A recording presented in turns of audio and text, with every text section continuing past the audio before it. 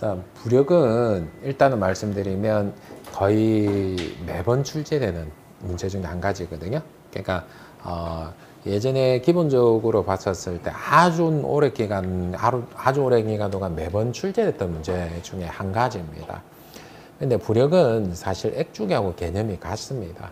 근데 모양하고 형태가 달라져서 그러는데, 우리 액주기에 보면 아까 요렇게 돼가지고 요거 한번 보셨잖아요. 그럼 기준점을 요렇게 뒀고 요거하고 요렇게 이제 됐었잖아요. 요거하고 요거 무게하고 같다 이렇게 돼 있잖아요.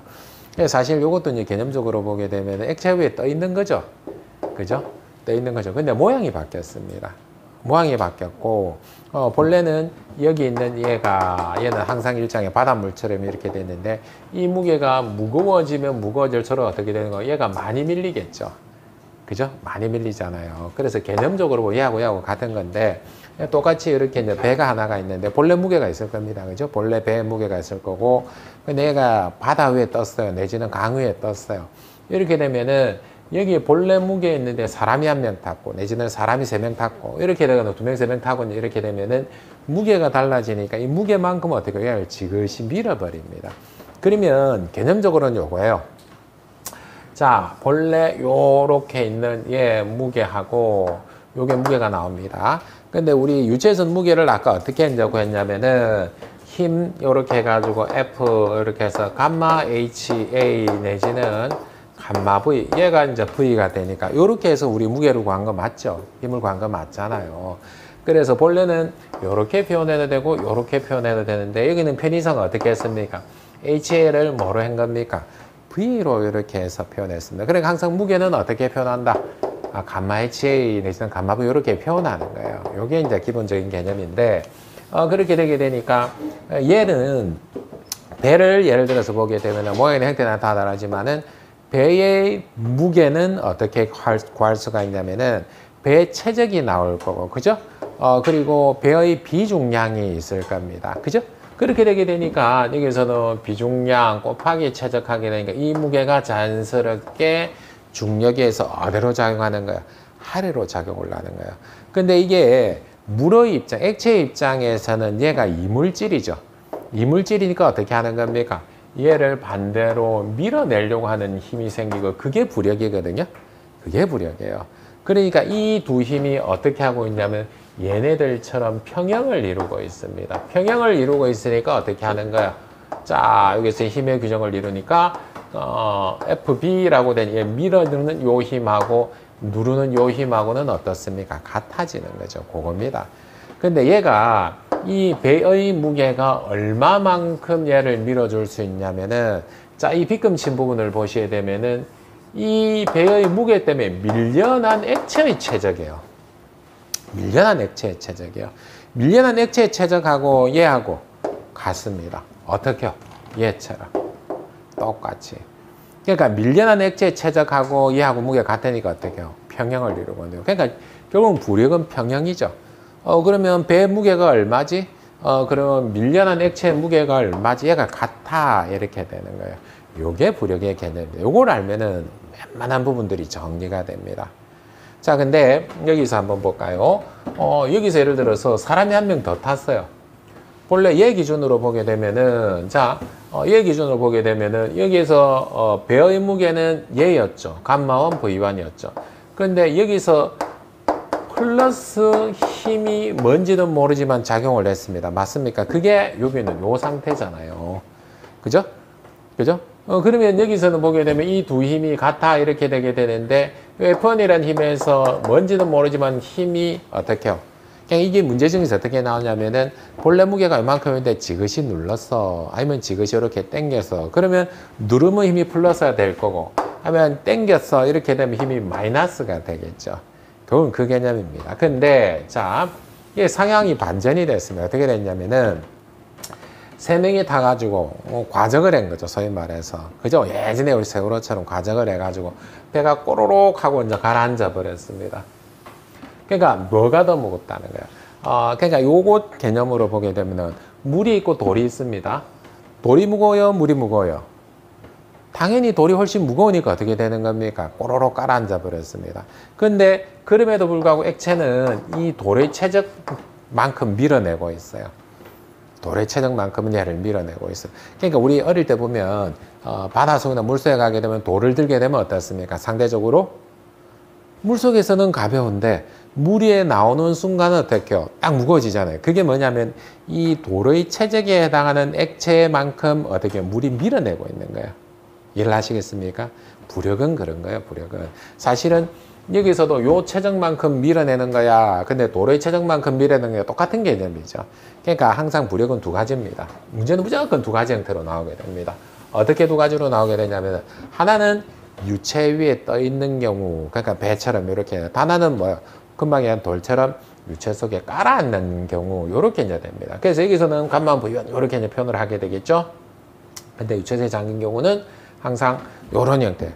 공기 중에서 무게가 이만큼인데 유체 속에서의 무게가 이만큼이었다면 왜 작아졌지? 그걸 빼주게 되면 뭐가 되는가? 부력이 되는 거예요. 그렇게 정리해야 됩니다. 개념은 항상 그렇게 되는 겁니다. 자, 뭐 그런 개념이라는 거. 자, 부력은 매번 시험에 출제된다라는 거.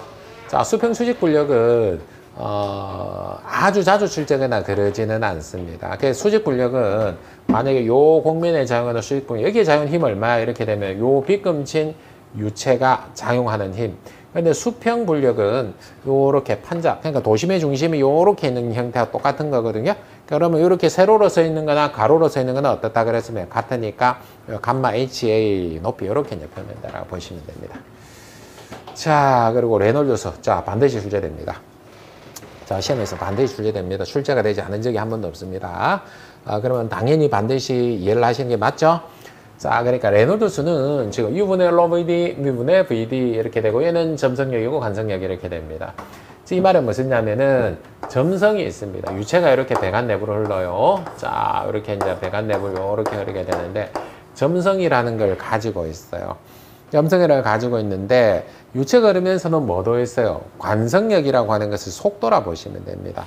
점성력이라고 하는 것은 마찰이라 보시면 됩니다. 즉, 요렇게 마찰이 발생을 하죠? 마찰이 발생하고 이거는 가려고 하는 관성이 발생을 하죠.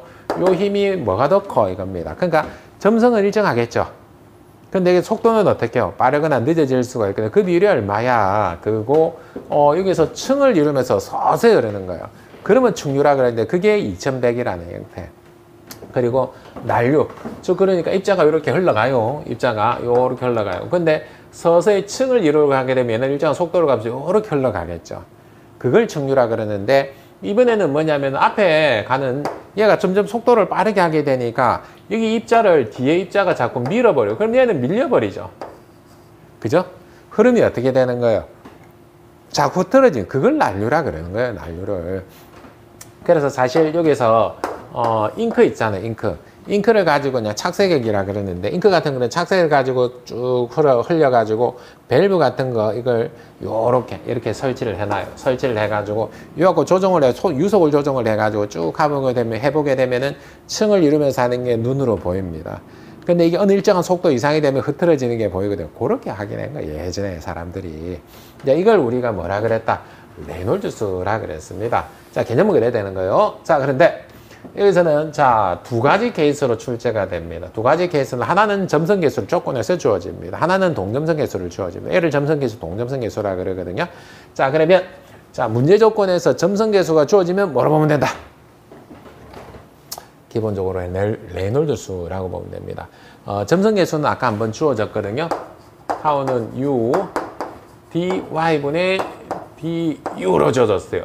얘하고는 적용이 확연하게 차이 나는데 점성계수 주어지는 문제는 레놀드수밖에 없다고 봐도 과언이 아닙니다. 이해를 하셨습니까? 그러니까 문제 조건에서 뭐가 나오면 점성계수 내지는 동점성계수 나오면 뭐라고 간주를 하면 된다? 레놀드수로 간주를 하면 된다. 그러면 한 문제 맞출 수 있다. 자, 그러면 점성계수로 주어진 거를 한번 봅시다. 그러면 점성계수 주어졌으니까 필요한 걸 한번 보세요. 자, 밀도 필요합니다. 맞습니까? 속도 V, D 필요합니다. 맞죠? 그러니까 밀도는 아까 보시게 되면 어떻게 주어진다? 비중이 얼마인 0.86인 이렇게 주어지게 되면 결국은 어떻게 얘가 필요한 거니까 얘는 S 비중 곱하기 감마 W, 로 W 이렇게 되죠. 물의 밀도는 얼마? 1000kg/세제곱미터 이렇게 되죠. 기본적인 값이죠. 자, 그렇게 돼서 얘를 구할 수가 있습니다. 그러면 VD는 어떻게 구할 수 있냐? 자, 보시면 Q는 A의 얘를 우리가 최정유량이라 그럽니다. 자, 보시면, 자, 이게, 자, A는 단면적입니다. 그러니까 우리가 보편적으로 배관의 단면적, 얘는 4분의 파이 D 제곱 이렇게 되거든요. 근데 얘는 이제 메다 제곱이고, V는 유속입니다. 메다 퍼 세컨. 얘를 정리하니까 세컨메다 퍼 세컨. 시간당 최적이 얼마지? 요렇게 되는 거예요. 이걸 최정유량이라 그러죠. 자, 여기서 유체 문제에서 사실 동수력학의 문제가 많습니다. 즉 그러니까 여러분들이 아까 이제 보셨던 기본적인 개념 단위하고 그런 문제에서 한두 문제 정도 나오거든요. 정수력학에서 한 두 문제 내지 세 문제가 출제가 됩니다. 여기서 시작하는 동수력학에서 문제가 한 7, 8문제 정도 보편적으로 나옵니다. 이해하시겠습니까? 그러면 여기 있는 동수력학만 제대로 해도 과랑은 면하겠네요. 맞나요? 그죠? 기본적으로 과랑은 면하잖아요. 그런데 이 동수력학을 하려고 하게 되면은 우리가 정수력학 그리고 단위가 어느 정도 수반이 돼야 풀 수 있습니다. 결과적으로 보게 되면 앞에 이제 한 두 문제, 뒤에서 한 두세 문제, 뭐 그중에 한 문제 정도 틀리면 네 문제, 여기서 반타작만 해도 합격하네요. 맞습니까? 그죠? 그렇게 했죠? 근데 응용이 많다는 거예요. 여기서는. 근데 어떤 일정한 패턴을 가집니다. 제가 그 구조를 가르쳐 드릴 거란 말이에요. 그러면 웬만큼 문제가 출제가 된다 하더라도 어떻게 문제가, 어떻게 조건이 나오는지 알게 되면 대응할 수 있죠. 첫 번째가 지금 뭐였어요? 점성계수 주어지면, 동등성계 주어지면, 그게 레놀루스라는 거예요. 아셨죠?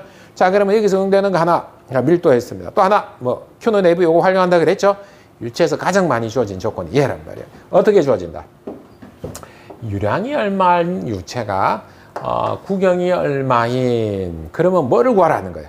유속을 구하라는 거예요. 금방 요 조건이 여러분들 유체 문제에서 제일 많습니다. 문제에서. 그러면 동수력학에서 나오는 문제 조건에서 뭐냐면 유량이 얼마고 유속이 얼마고 그러니까 구경이 얼마 이렇게 나오면은 결국은 유량을 변환하는 문제들이 있습니다. 즉 그러니까 리터 퍼 분 이렇게 나오는 경우도 있고요. 그리고 리터 퍼 세카 이렇게 하는 경우도 있고. 근데 얘네들 대부분 우리는 어떻게 제곱미터 퍼 세컨 이렇게 전환하는 걸 기본으로 한다. 기준점은 사실 얘를 가지고 해도 되고 얘를 가지고 해도 괜찮습니다. 근데 우리가 문제를 풀 때는 뭐가 필요해요? 하나의 기준이 필요하죠. 그리고 가장 많이 출제되는 부분이 필요하죠. 그게 얘란 말이에요. 근데 때로는 세제곱미터 퍼 세컨, 때로는 리터 퍼 분을 물어볼 수도 있고 어떻게 물어볼 수 있습니까? 세제곱미터 퍼 분을 물어볼 수도 있단 말이에요.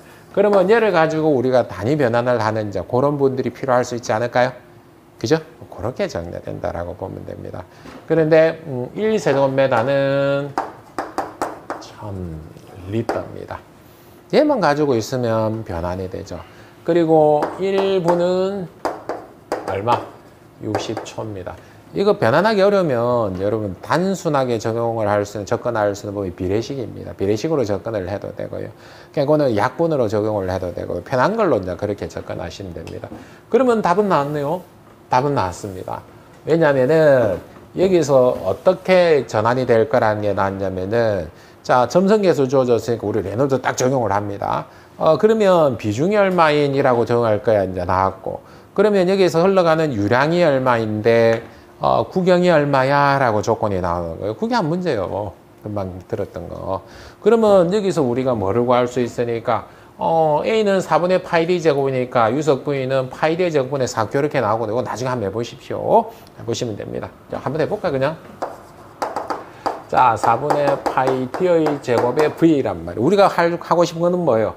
V를 구하고 싶은 거예요. V가 있으니까 얘는 올라가야 되죠. 얘는 아래로 내려가면 됩니다. 파이 D의 제곱분의 4Q 이렇게 나오는 거잖아요. 얘는. 그죠? 이렇게 나오는 거란 말이에요. 자, 근데 아주 간혹 가다가 뭐가 나오냐면은 수력 직경, 수력 반경이라는 개념이 나오거든요.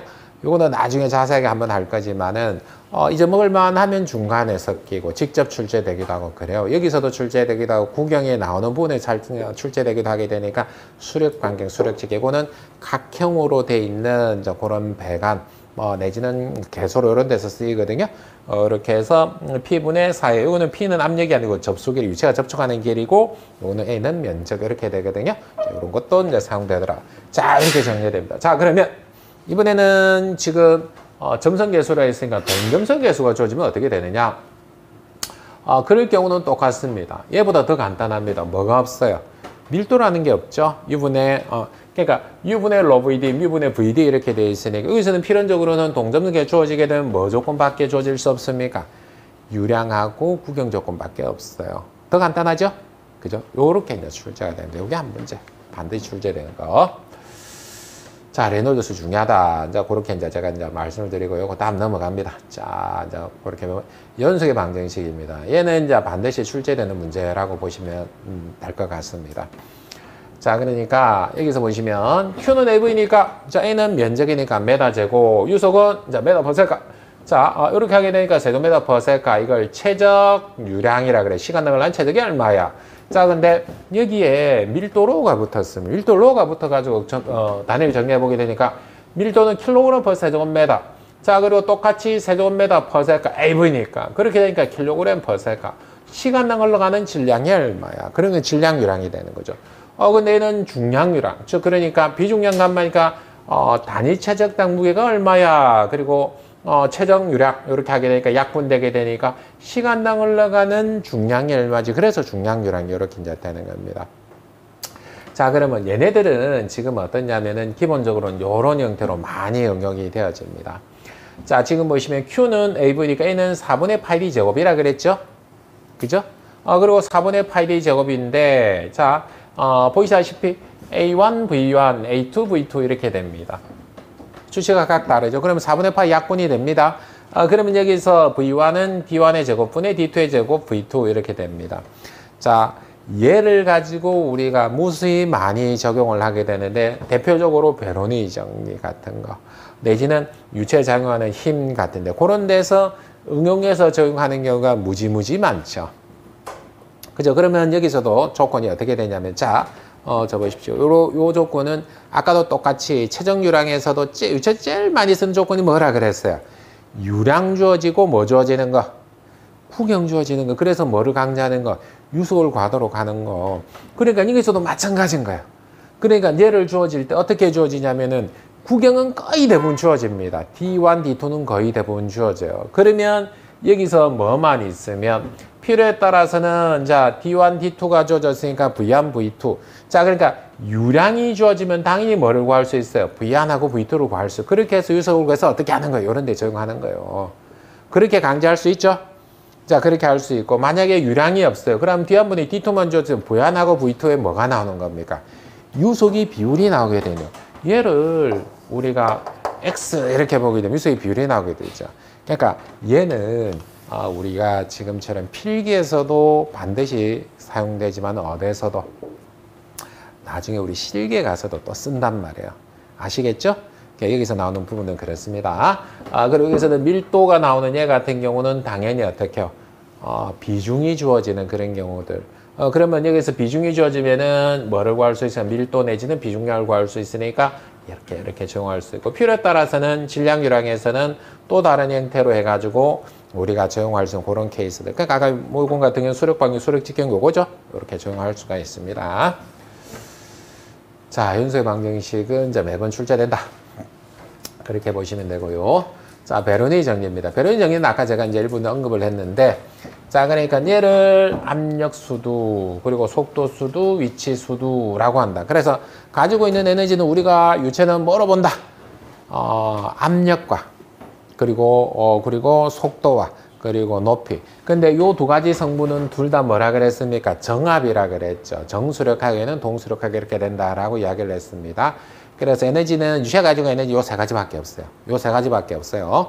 그렇게 정리가 되는 거고 여기서 중요한 건 뭐냐면은 속도 수두가 중요합니다. 이 속도 수두는 지금 압력 P는 막 간만에 저렇게 할 수도 있고 속도 수두 같은 경우는 V는 루트 2GH 이렇게 되게 되는데 얘는 H는 2G분의 V 제곱 이렇게 되게 되니까 V의 제곱은 2GH가 되는 거고 제곱을 없애려고 하는 게 양변에 뭐를 해야 되는 겁니까? 루트 이렇게 씌워버려야 되죠. 그렇게 얘가 없어지면서 정리되는 게 어떻게 되는 겁니까?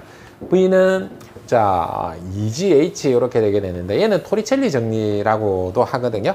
이 토리첼리 정리는 제가 다시 한번 정리를 해드릴게요. 자 매번 출제됩니다. 요거 매번 출제됩니다.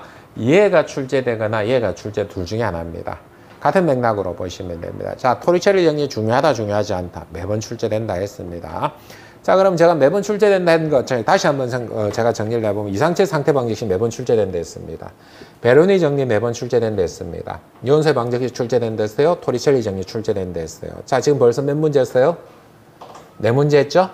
그죠? 무슨 말인지 아시겠죠? 뭐가 중요한 건지 그거 다시 한번 보시라는 거예요. 얘네들이 다 베이스가 돼서 쓰는 거란 말이에요. 아시겠죠? 그죠? 그렇게 되고요. 자, 뭐 중요한 거 제가 이제 말씀드렸고, 자, 또 넘어가 보게 되면은 베르누이 정리를 본격적으로 조금 한번 봅시다. 자, 워낙 중요한 부분들이니까 개념적으로 이제 보셔야 된다라는 의미 정도로 보시면 되는데, 배관의 단면적이 요렇게 됐어요. 요렇게 줄어버렸어요.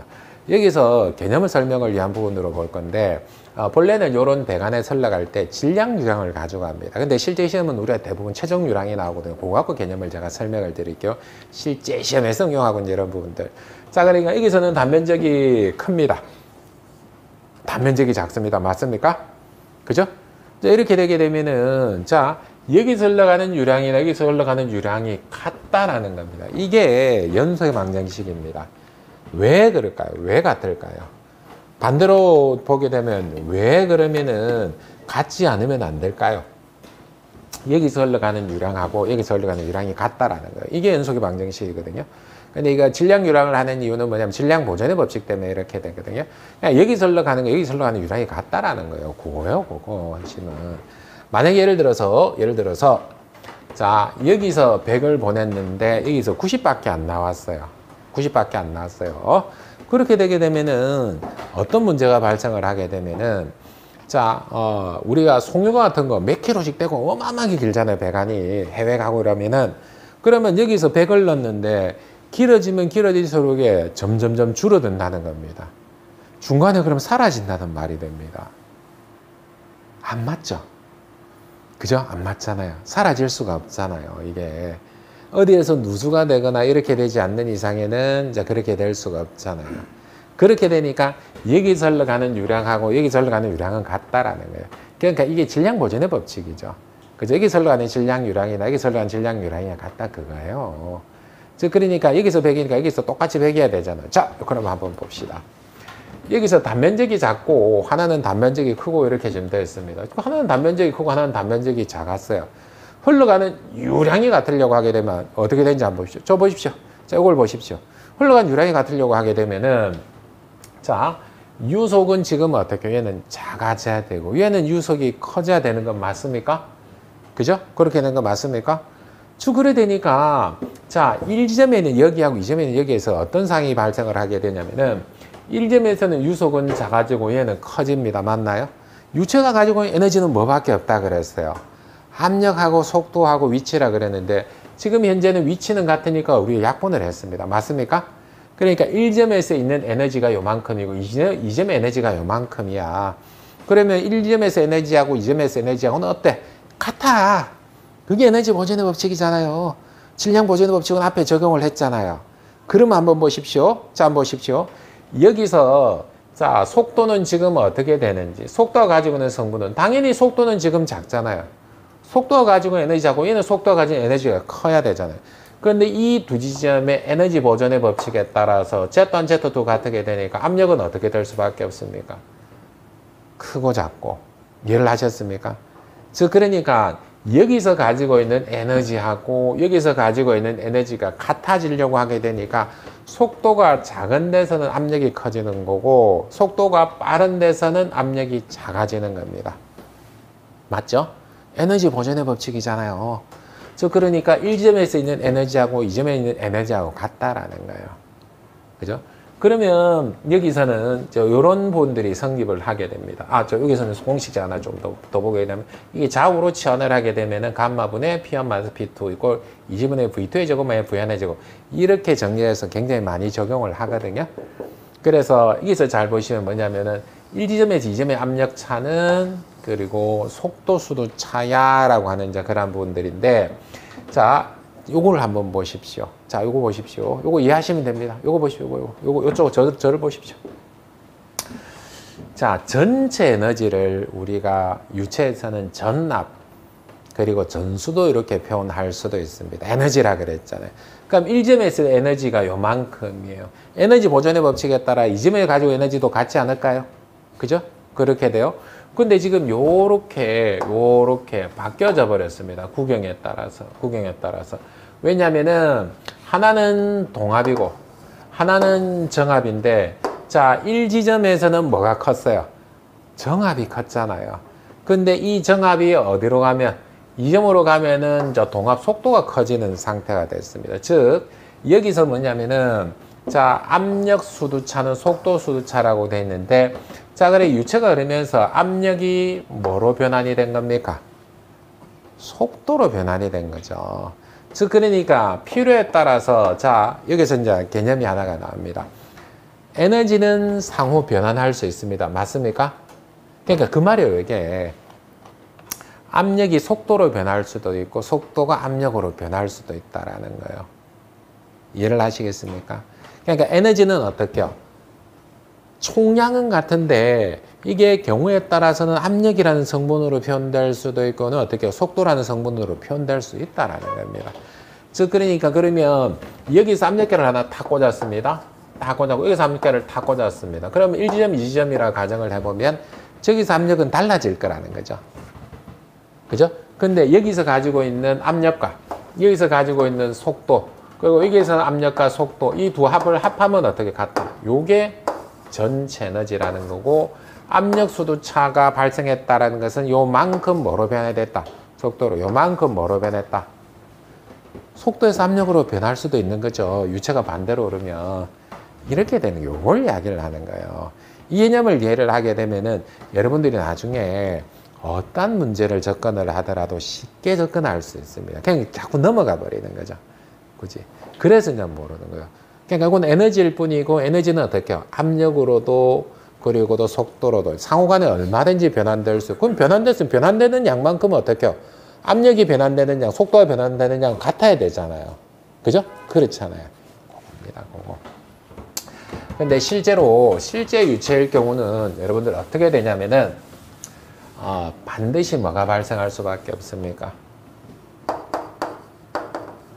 손실이 발생을 하죠. 즉 1지점에서 2지점으로 흘러갔을 때 손실이 발생을 하는 거예요. 그걸 우리가 마찰 손실이라 하는 거예요. 그럼 한번 봅시다. 마찰이라는 부분들을 제가 설명을 드릴게요. 마찰은 손으로 비벼도 어떻게 돼요? 죄송합니다 하고 제가 빌고 있는 겁니다. 열이 나잖아요. 그러면 유체가 흘러갈 때 어떻게 될까요? 이 배관은 고정이 되어 있는 상태에서 유체가 흘러가면은 배관하고 얘들끼리 어떻게 해요? 뭐가 생겼습니까? 마찰이 생겼고, 이 마찰은 어떻게 해요?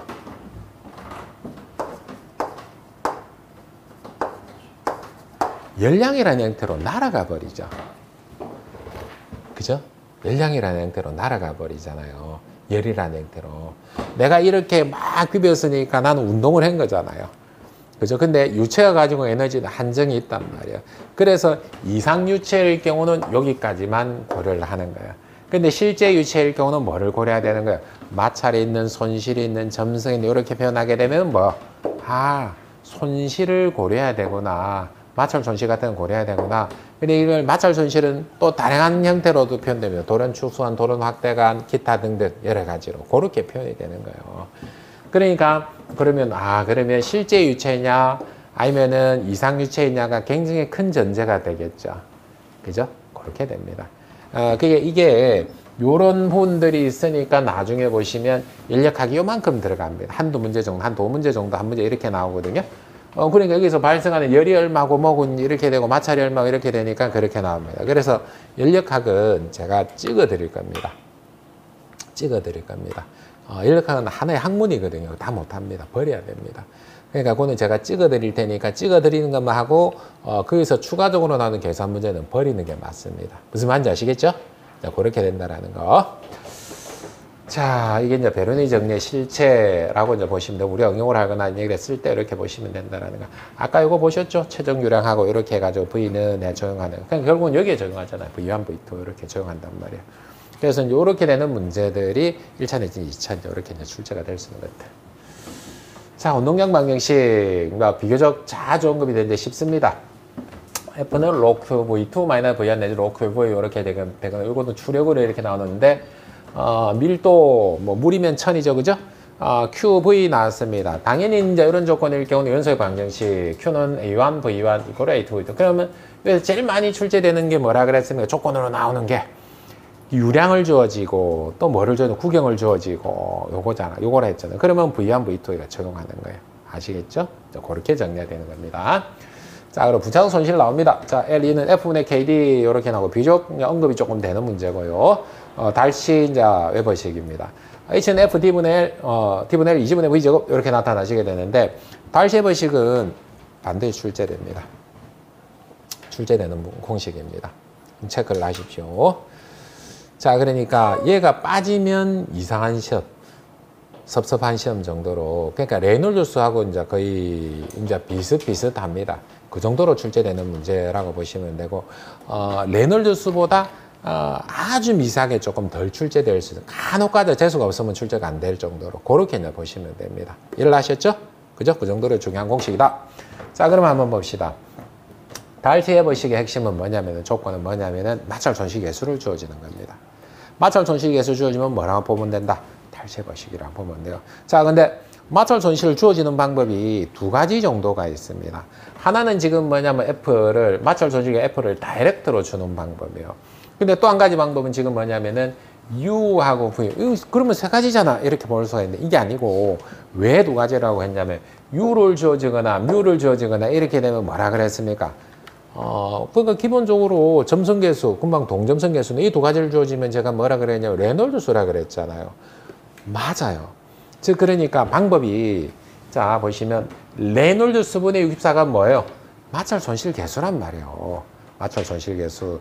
그러니까 주어지는 방법은 어떻게 되는 겁니까? 점성계수를 다이렉트로 주어지면 아주 쉬운 문제고, 그러면 점성계수가 0.01인, 0.02인 이렇게 표현한단 말이에요. 그러면 그 외에 주어질 때는 어떻게? 점성계수 내지는 동점성계수, 즉 레놀드수 썰한 형태로 주어진단 말이에요. 레놀드수는 여기서는 어떻게 되냐면, 레놀드수는 자 속으로 다시 따라합니다. U분의 ρVD, U분의 VD 이렇게 된단 말이야. 그래서 얘를 주어진다 그랬잖아요. 얘를. 그러면 당연히 얘라고 하게 되면은 자 뭐를 주어질까요? 밀도 주어지겠죠. 밀도는 우리 아까 어떻게 주어졌으니까 로 더블 넬로 이렇게 주어졌으니까 얘는 어떻게 주어질 거니까 Q는 AV 조건 이렇게 주어져 가지고 뭐 유량하고 얘 주어서 얘를 구하시오 이렇게 주어질 거니까, 그러면 뭐가 나오는 겁니까? 마찰 손실 계수를 주어진 바가 다름이 없죠. 요 딱 두 가지예요. 두 가지. 아시겠죠? 그렇게 되는 것들. 그래서 요거는 지금 익숙하지 않더라도 이렇게 합니다. 자, 그리고 의도적으로 제가 어떻게 할 거냐면 여러분들한테 공식 숫자가 지금도 많아요, 작아요? 벌써 몇 개째요? 지금 15개째 나왔단 말이야. 많아요, 작아요? 많죠? 그러면 제가 의도적으로 어떻게 할 거냐면 학원 수업하면서 계속 반복해 줄 거란 말이에요. 어떻게? 저절로 머리에, 요즘 뭐라 그럽니까? 내박힘하고 뭐 이런 거 그렇게 하잖아요. 그렇게 하기 때문에 어떻게 계속해서 이제 저절로 되게끔. 그러면 여러분들이 해주셔야 되는 건 뭐가 있어요? 수업에 집중해 주면 되죠. 수업에 집중. 그러면 저절로 웬만한 것들은 암기를 하시게 됩니다. 익숙하게 됩니다.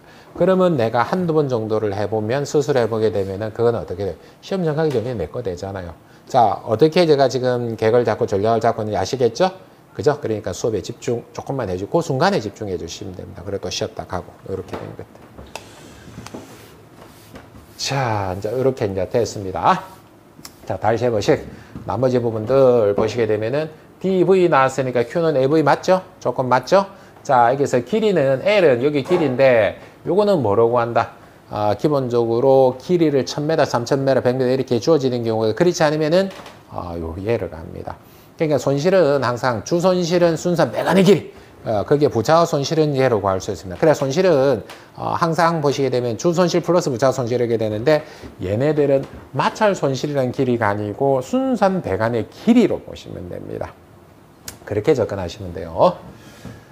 자, 그래서 중요한 부분들, 운항 방정식도 제법 출제가 되고 부차와 손실도 마찬가지인데 그 중에 탑은 얘입니다. 아까도 했던 달시 방정식 그렇게 됩니다. 자, 동력입니다. 동력 반드시 출제됩니다. 자, 동력 반드시 출제가 안 된 적이 없어요. 자, 그러니까 기본적으로는 동력의 단위부터 정리를 한번 해봅시다. 자, 여기 한번 보십시오. 자, 요거 보십시오. 자, 단위 정리 한번 하고 한 번만 끝이란 말이에요. 자, 그러니까 여기서는 압력P가 아니고 동력P입니다. 파워입니다. 자, 감마 HQ 이렇게 지금 되어 있습니다. 자, 다 감마 HQ는 아까 앞서서 뭐 한번 봤는데 그렇게 기억하실 눈썰미 좋으신 분은 그렇게 했는데 압력P가 감마 H였습니다. 맞습니까? 그래서 P가 두 개가 중복이 되니까 PT 뭐 이렇게 해서 달리 표현을 하기도 합니다. 그러니까 결국은 뭐냐면은 압력에다가 유량을 곱해도 동력이 나온다는 말 맞습니까? 이해하시겠습니까? 그거는 자주 쓰이지만은 않지만은 얘를 가지고 쓰는 게 우리가 어디 있냐면은 펜 있죠. 펜에서 이제 전압 뭐 이렇게 표현해 가지고 나오기도 합니다. 자, 그런데 일단 어찌됐든지 간에 그거는 그거고. 자, 비중량 감마는 뉴턴 퍼 세제곱미터 맞습니까? 맞습니까? 그죠? 이렇게 되죠? 자, 여기서 양정은 H는 메다입니다. 유량은 세제곱미터 퍼 세가 맞나요? 최종 유량이라 되어 있는 거 맞습니까? 자, 그럼 뺄 거 뺍시다. 약분할까? 약분합시다. 남아있는 건 정리하니까 뭐만 남았습니까?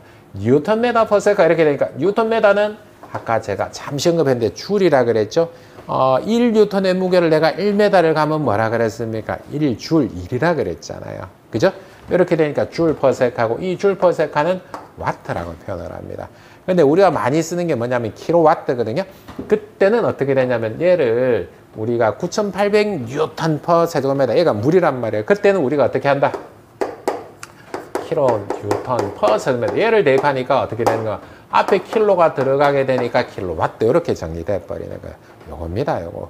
나머지는 자 조건에서 수동력이라는 순수한 동력을 우리가 수동력이라 그러거든요. 근데 여기서 조건에 뭐가 들어가는 거예요? 효율이 들어가는 거예요. 그러면 축동력이요. 전동력 용량은 어떻게요? 사실 필기에서 거의 출제가 안 됩니다. 대부분은 뭐냐면 수동력하고 축동력이 출제되고 나중에 2차 가게 되면은 대부분 뭐예요? 전동 용량 얘를 구하게 되는 거예요. 그렇게 되거든 구조적으로. 그러면 구분해서 풀어야 되겠네라는 게 나왔습니다. 맞습니까? 문제 조건에 따라 그런 필요에 따라 수동력을 구하거나 축동력, 전동 용량을 구분해서 구해야 되겠네. 맞나요? 그죠? 그렇게 정리해야 되죠? 조건에 따라 따라가는 겁니다. 수동력 구하시면 수동력 구하는 거고 축동력 구하라면 축동력 구하는 거고 그러면 반드시 뭐가 있어요? 효율이 있겠죠. 그렇게 정리해야 된다는 겁니다. 자, 근데 문제에서 항상 응용이 있죠. 반드시 출제되는 부분들은 응용이 있겠죠. 그러면 어떤 응용이 있는지 한번 볼까요? 자, 보시면 양정입니다. 핵심은. 동력 구하는 문제의 핵심은 양정이에요. 양정을 구하는 게 전행을 구하는 게 핵심이라는 거예요. 그러니까 전양정은 전양정은 본래 낙차, 마찰, 법정 방수압 요렇게 이제 되게 됩니다. 기본적으로는 구조가 이렇게 됩니다. 제가 그래서 낙마방 이렇게 이제 표현을 하게 되는데 기본적으로는 낙차하고 마찰하고 법정 방수압 이렇게 다 줘야 되는데 유체에서는 어떻게 출제가 되냐면 특히 요런 이제 게으른 계산 문제에서는 마찰하고 법정 방수압을 대부분 생략하고 줍니다. 수학용 펌프를 전제로 출제를 안 하는 거죠. 그러니까 2차를 가면은 반드시 어떻게 되냐면 옥내수하전 설비가 아니면 스프링클러 설비가 이렇게 해가지고 뭐가 있는 법정 방수압이 있는 상태로 주고 거기서 마찰을 준단 말이에요. 근데 대부분은 그렇지를 않고 여기서 주로 낙차라든가 마찰이 있는 요 정도? 그러니까 섞어서 쓰면 요 정도? 하면 이렇게 해가 법정 방수 거의 간주를 안 한 상태로 준단 말이에요. 아시겠죠? 그렇게 되니까 이 문제를 갖고 어떻게 만들었냐면은 자 펌프가 이렇게 있어요. 자, 아래쪽에 이렇게 있고 이렇게 있습니다. 여기 압력계가 있습니다. 자, 이게 연성계 내지 진공계가 이렇게 있습니다. 필요에 따라서는 수위까지 주어집니다. 이게 필요에 따라서는 뭐를 주어진다? 풋밸브 위치 이렇게 주어집니다. 이런 구조거든요. 그런데 대부분 여기까지 정도로 주어지는 문제가 대부분입니다. 그렇다라고 하게 되면은 자 여기 압력이 얼마고 여기 압력이 얼마고 이렇게 되게 되는데 여기서는 흡입을 할 때는 사실 마이너스 압력이 생길 수밖에 없습니다. 그래서 이 마이너스 압력을 부합을 한단 말이에요. 부합을 하거든. 왜 부합이 생기냐면은 자, 제가 개념 설명을 드릴게요. 자, 요렇게 해가지고 우리 아까 뭐를 해놨습니까? 아까 호스를 딱 담가서 세워버리게 되면 이게 얼마까지 갈 수 있다 그랬죠? 물이 10.33m까지 간다 그랬잖아요. 그죠? 근데 이 펌프 가는 역할은 여러분들 펌프 가는 역할은 뭐 어떤 역할을 하냐면은 여기에서 압력을 가는 역할도 하지만은 발상의 전환을 가지게 되면은 여기 있는 흡입식 배관을 압력을 대기압보다 낮게 만들어버린 역할도 합니다. 그러면 대기압보다 낮게 만들어버리니까 그러면 얘는 자연스럽게 어떻게 하냐면 10.332m만큼의 압력에 자연스럽게 지그시 대기가 눌러버릴 수 있어요. 얘는 저절로 어떻게 해요? 실제로는 얘가 10.332m만큼 물이 올라갈 수 있는 거예요. 그런데 여기서 낙차를 썼어요. 요만큼 감했으니까 전체 중에서 요만큼 힘만 남아버린 거죠. 그러니까 요 힘이 사실은 마찰도 감되고 그리고 화전기압에도 나중에 감되거든요. 그래서 유효하게 흡되는 수도가 유효비수도라 그런단 말이에요. 그러면 여기서는 밀어줄 수 있는 최대 에너지가 뭐밖에 없어요. 대기압이라는 에너지밖에 없는데 낙차 소모를 했습니다. 마찰 손실 소모를 했습니다. 화전기압이라는 애도 있거든요. 걔를 소모를 하고 남은 요만큼이잖아요. 요만큼의 일부가 들어가는 거잖아요. 그러면 여기서는 항상 대기압보다 낮은 마이너스 압력이 측정된단 말이야. 항상 마이너스 측정. 그래서 대기압보다 작은 압력을 우리가 부압이라 그랬단 말이야. 그래서 이걸 부압흡입 방식이라 그런단 말이야. 그러니까 여기서는 연성계, 이런 압력을 측하는 것을 연성계 된 진공계라 그러는데, 즉 그러니까 흡입적 압력이 마이너스 380 mmHg 예를 들어서 그러면 항상 마이너스 시작을 해가지고 펌프는 0인데 자 여기서 이만큼 올라가니까 플러스 400mmHg가 됐어요. 예를 들어서 그러면 마이너스에서 시작을 해가지고 플러스가 됐습니다. 맞나요? 그죠? 거기에다가 뭐까지 있습니까? 낙차까지 있었습니다. 즉 여기서 요만큼 해가지고 올라가는 낙차까지 있었으니까 마이너스 압력에서 시작을 해서 펌프가 0인데 토출 압력이 있는데 양전까지 전체 해가지고 다 더하게 되니까 이걸 뭐로 본다? 펌프의 저장정으로 본다. 요겁니다. 요게 이제 제일 어려운 개념이에요. 여기서 이제 1차 필기에서 제일 어려운 개념이 요 개념이란 말이에요. 시작점이 0이 아니고 어디서 시작할 수 있어요? 마이너스에서도 시작을 할 수 있는 거예요. 그러면 마이너스부터 시작을 해가지고 어떻게 되는 겁니까? 0으로 와가지고 압력이 플러스가 되고 낙사까지 고려를 하게 되면은 이걸 우리가 전수도라고 하는 거야. 그래서 항상 동력을 구하는 문제의 핵심은 뭐냐면 여러분들 필기도 나중에 실기도 가게 되면은 양정을 구하는 게 핵심이라는 것을 알게 됩니다. 항상 전양정을 구하고 전수도를 구하는 게 이거는 자 기사도 관리사도 기술사도 다 마찬가지인 개념이라 보시면 됩니다. 그래서 여기서 이제 간접적으로 언급됐던 유효비수도라는 개념도 사실은 중요하거든요. 근데 그 유효비수도 대신에 유효비수도는 많이 출제되지는 않습니다. 아주 중요한 개념은 맞거든요. 근데 흡입수도가 얼마인 이런 변호를 가지고 문제가 출제가 됩니다. 요 개념을 가지고. 자, 그래서 중요한 개념으로 이제 전향적 이렇게 자주 출제되는 거, 응용되는 거 이렇게가 출제받습니다. 문제 조건에서 실항력이 없으면 얘는 고려 안 하는 거죠. 실항력이 없으면 그러니까 흡입이 얼마고 토출이 얼마고 이렇게 해가지고 우리 이제 한다는 거. 마이너스니까 절대 가서 마이너스 플러스 이렇게 되는 겁니다. 자, 그리고 우리가 마지막으로 이제 하는 열전달입니다. 열전달. 열전달은 복사, 전도, 대유 이렇게 지금 되어 있는데 과거에는요 복사가 제일 많이 출제가 됐습니다. 그리고 전도, 대류 요 순으로 이렇게 됐거든요. 근데 지금은 전도가 좀 많이 출제가 되는 것 같아요. 복사는 쉽다는 거죠. 그러니까 전도가 가장 많이 출제되고 그 다음에 복사, 대류 정도, 요순 정도 되는 것 같아요. 그러니까 요거는 뭐 우리 미리 이제 선행학습을 한다 이제 보게 되면은 복사, 전도, 대류에서 가장 기본적인 형태. 그러니까 복사는 지금 멀리서도 따뜻한 거예요. 멀리서 따뜻한 거. 즉 그러니까 우리 복사를 해가지고 태양하고 지구 사이에 아무것도 없죠. 그죠? 태양이 이렇게 있으면 표현이 좀 그림이 좀 그렇네요. 자, 뭐 만화책에서 보는 요런 이제 그런 태양이 이렇게 있습니다. 근데 지구가 아주 멀리 있는데 요 사이 공간에 아무것도 없죠. 근데 우리가 전달되는 것을 뭐라 그러는 겁니까? 복사열이라고 그럽니다. 그 여름철에 화상 입고 막 그러잖아요. 그죠? 그러니까 얘는 전자파입니다. 전자파. 파장입니다. 파장으로 오는 거거든요. 그러니까 화재가 발생해도 마찬가지인 거예요. 그러니까 기본적으로 이렇게 모닥불을 폈는데 직접 손을 대지 않고 멀리서도 어떻게 되는 겁니까? 일렁일렁 하고 이제 우리 불멍한다 하고 뭐 그렇게 하잖아요. 그러니까 여기서는 뭐냐면 한 가지 중요한 사실이 매질이라 그럽니다. 여기서 매질이라는 표현이 좀 어려서 그러는데 열을 전달하는 물질이 없이 전달되는 거예요. 그게 특징입니다. 그게 절대 온도의 사승에 비례해라는 거예요. 그래서 시그마는 보편적으로 주어지지 않는 자 그런 경우, 그러니까 요거는 그냥 상수입니다, 상수. 그리고 얘는 T의 사승이라 해가지고 예전에 많이 문제가 출제됐던 게 뭐냐면은 온도가 예를 들어서 250도씨에서 650도씨로 상승을 했다. 그러면 얼만큼 복사율이 얼만큼 되는데 몇 배가 되는데 이런 거 출제 많이 했거든요. 그러니까 단순하게 250이 아니고 얘는 절대 온도의 사승이란 말이에요. 그러면 절대 온도는 우리 아까 어떻게 했습니까? 절대 온도는 273 플러스 도시 이렇게 했잖아요. 그렇게 되니까 273 더하기 250이 되는 거고 얘는 273 더하기 650의 4승이 되는 거죠. 그거하고 장난치는 문제들이 대부분이었다라는 거예요. 자, 그리고 전도하고 대류 얘들은 뭐 길이 주고요. 여기에서 그 전도 열전날 개수 내지는 전열 면적이라 그래요. 면적하고 온도 차입니다. 온도 차기 때문에 얘는 문제에서 어떻게 해야 되냐면요. 절대 온도가 되든 섭씨가 되든 의미가 없죠. 온도 차는 똑같이 이제 보기 때문에. 맞습니까? 그죠? 그러니까 온도 차는 그렇게 됩니다. 그래서 경우에 따라 어떤 공식은 켈빈 온도, 절대 온도로 되어 어떤 섭씨로 돼 있거든. 아무 관계가 없다라는 거예요. 그러니까 대류도 온도도 마찬가지입니다. 근데 대류는 대류 열전 날개수 전열 면적 이렇게 나오게 됩니다.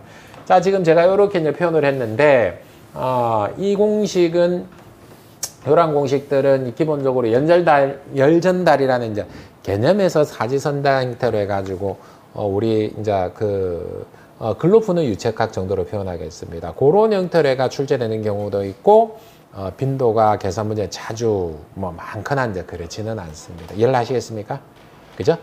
그러면 이렇게 우리 전체 공식 21개 이렇게 정리가 끝난 거예요. 근데 이렇게 되는 것들은 자 지금 뭐가 없다 그래? 응용 없다 그랬죠.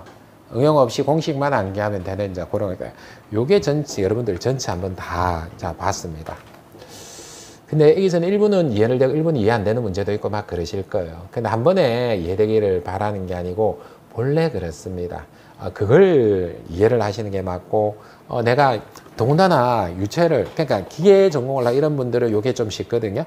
근데 비전공자 내지는 전기를 하고 하셨다 오신 분들은 잘 모르는 게 당연하다라는 걸 이해를 하셔야 돼요. 거의 되면 거기서 넘어갑니다. 그래서 내가 기계 안 맞아, 유체 안 맞아. 그래서 포기하는 거예요. 한 번만에 되는 과목이 아니에요. 근데 안타깝게도 이 개념이 너무나도 많이 쓰인다는 거예요. 너무나도. 차후에. 그러니까 2차 가서도 쓰이고 나중에 관리사 가서도 쓰이고 기술사 가서도 쓰이기 기본적인 개념이 많이 포함되어 있기 때문에 기본적인 개념을 잘 봐야 됩니다. 근데 그 기본적인 개념이 사실 동수력학에 많이 집중이 되어 있고 동수력학 문제가 어떻게 많이 출제됩니다. 자, 다시 한번 이제 말씀드릴게요. 전체 이제 출제되는 이제 비율 같은 거 있잖아요. 그렇게 보게 되면은 단위라든가 이제 그런 분들에서 한 문제 정도 출제가 되고, 그죠? 단위하고 차원이라든가 기타 그런 데 한 문제 정도 출제되거든요. 자, 그러면 필요에 따라서는 우리가 어디에서 그러니까 뭐 전다 능력하고 뭐 이런 이제 그런 분들에서 출제가 한 문제 될 수 있고 자주 출제되거든요. 그리고 이 상태면 항상 출제가 됩니다. 그러면 우리가 정수력학 넘어갔잖아요. 정수력학 넘어가게 되면은 거기서는 한 두 문제 정도가 출제되는데 거기서 만약에 결부되는 문제는 절대학 같은 거 결부가 많이 된단 말이에요. 그 다음에 좀 응용되는 문제들, 뭐 액주계열수도 뭐일수 그렇게 한 문제 정도 출제가 되거든요. 그 중에 부력이 출제돼요. 그러면 한 두 문제, 세 문제 정도 언급이 돼요. 그리고 넘어가게 되면은 뭐가 되는 거예요? 아까 얘기했던 레놀드수 반드시 출제된 문제 있잖아요. 연속 방식이 출제된단 말이에요. 토리첼리 정리 출제가 된단 말이야. 이해하시겠습니까? 그 중에 또 바로 이제 그 출제가 되는 게 달시 방정식 반드시 출제된다 그랬잖아요. 그죠? 그리고 동력 출제된다 그랬잖아요. 지금 제가 손으로 꼽은 것만 해도 한 10가지 정도가 됩니다. 그 외에 자주 언급되는 문제들이 또 있죠. 그러면 당연히 꽈락은 넘어가요. 자, 다시 꽈락을 면하는 법. 우리가 시간이 부족해서 지금 벌써 가르쳐주면 안 되는데 제가 일단 말씀을 드리고 이제 넘어갈게요. 문제 구성상 어떻게 이제 되냐면 예전하고 지금하고 조금은 달라진 게 뭐냐면 글로 푸는 유체학, 그냥 사지선다 글로 되어 있는 거 찍는 문제가 예전에는 한 4문제 정도에서 5문제 정도가 출제가 됐습니다. 근데 그거 전체 유체에서 몇 문제 정도 되냐면은 한 108문제 한 문제 그 정도 됩니다. 전체 다 확인해 보면 108문제 한 문제 정도 되고 할만하죠. 글로 돼 있는 것만 어느 정도 본다도 할만하잖아요. 근데 지금 그게 과거 패턴이 그래야 되는데 지금은 어떻냐면 그 문제가 좀 줄었어요. 한 두 문제에서 세 문제 정도가 출제가 돼요. 한 두 문제 정도로 그냥 생각하시면 돼요. 근데 그게 어렵거나 그런 문제들이 아니고 어느 정도 할 수 있는 문제 두 문제 정도 됩니다. 근데 기본적인 공식만 알아도 맞출 수 있는 문제들이 있죠. 그러니까 Q는 AV 같은 이런 것도 다이렉트로 문제가 출제되기도 한단 말이에요. 그런 문제가 보편적으로 보게 되니까 한 세 문제 정도 이상은 나오더라고요. 그러면 뭐예요? 합의. 다섯 문제 정도 되잖아요. 그죠? 다섯 문제 정도 되잖아요. 그 사이에 한두 문제 정도 나는 문제가 나옵니다. 한두 문제 정도는. 내가 이제 기본적으로 책만 보고 그냥 그렇게 해도. 그러면 우리가 어떻게 해요? 한 여섯 문제, 일곱 문제 정도 되잖아요. 그러면 꽈락면 할 수가 있어요. 어떻게 하면 됩니까? 공부 안 했는데. 어떻게 하면? 빙고. 한 번호만 찍어도 반드시 두 문제, 세 문제도 맞춥니다. 그러면 꽈락면 할 수 있어요. 빈말이 아니에요. 이해하시겠습니까? 근데 마음이 불안해서 어떻게 하는 거예요? 한 문제로 못 찍죠. 그냥 2번 갔다, 1번 갔다, 3번 갔다라도 아마 기가 막히게 피해갈 겁니다. 기가 막히게. 그러니까 확률이 예를 들어서 요 두 개 중에 한 개 같은데 하면 그 두 개 중에 한 개를 찍어야 되는 게 맞죠. 근데 전혀 공부가 안 되고 모자라면 그냥 일렬로 찍는 게 맞아요. 그러면 꽈락면 할 수 있어요. 이해하시겠습니까? 확실한 방법 가르쳐 준 거예요. 꽈락면 하는 거. 근데 공부를 아예 안 하고는 방법이 없죠. 답이 없어요. 그래서 제가 해드리는 거, 오늘 해드린 목적은 뭐냐면은 유체를 많이 어려워합니다. 그렇기 때문에 접근하기 쉽게 제가 처음부터 크게 한번 울타리를 한번 보여준 거, 자주 출제되는 거, 많이 공부해야 될 거를 미리 예습을 해드리는 거예요. 예습해오면 많이 오잖아요. 그죠? 이 범위가 이 정도야 라는 걸 제가 미리 이제 말씀드리고, 중요한 건 요거야 라는 걸 미리 말씀드린 거예요. 그러면 여기서는 본문에 들어가면 조금 수월하겠죠. 접근을 하기가. 이해를 하시겠죠? 그리고 반드시 해봐야 되는 게 여러분들이 한 번 이상은 따라와야 됩니다. 한 번 이상은 따라오셔야 되고요. 그리고 한 번 이상 따라오고 제가 중간에 또 한 챕터가 끝나면 그걸 공식을 복습을 다시 한번 시켜드릴 겁니다. 왜냐하면 공식 혹시나 까먹으면 다시 되새김질 하라고. 그래서 제가 수업에만 제발 좀 따라와 달라고. 그렇게 하게 되면 웬만큼 점수. 그럼 꽈락은 나올 리는 없겠죠. 그죠? 목적은 그거잖아요. 하고 나서 반드시 합격하러 오셨잖아요. 힘들게 오신 거. 그러면 합격하실 수 있어요. 그리고 2차에서 나오는 개념들, 필요한 개념들은 아까도 언급했듯이 이거는 2차에서 많이 씁니다. 반드시 필요합니다. 라고 언급을 해드릴 겁니다. 아시겠죠? 그렇게 진행을 할 거고, 오늘은 이제 요렇게 해가 수업으로 요렇게 진행을 해서 그 점, 어떻게 할 거라는 방향성 제시를 했다라고 보시면 됩니다. 예습하신 거예요? 예습이 제일 좋은데 제일 어렵습니다. 대부분 예습을 못 해오시죠. 그래도 마음먹었으니까 조금 한번 보시고 어려운 거 있으면 미리 고민 한번 해보시고 이제 그렇게 하시길 바랍니다. 결석하시면 안 돼요. 결석하시면 안 돼요. 결석하시면 진도가 훅훅 나가기 때문에 못 따라오고 막 이게 너무 어렵네요. 그때부터 이렇게 됩니다. 아시겠죠? 다음부터 집중할 수 있도록 그렇게 뵙도록 하겠습니다. 우리의 시작은 기사지만은 끝은 기술사죠. 그죠? 저도 이제 그렇게 되길 바라고. 다음 주부터는 우리 6시간, 아시죠? 6시간 그렇게 해가지고 할 수 있도록 하겠습니다. 자, 오늘 여러분들 대단히 수고했습니다. 수고하셨습니다.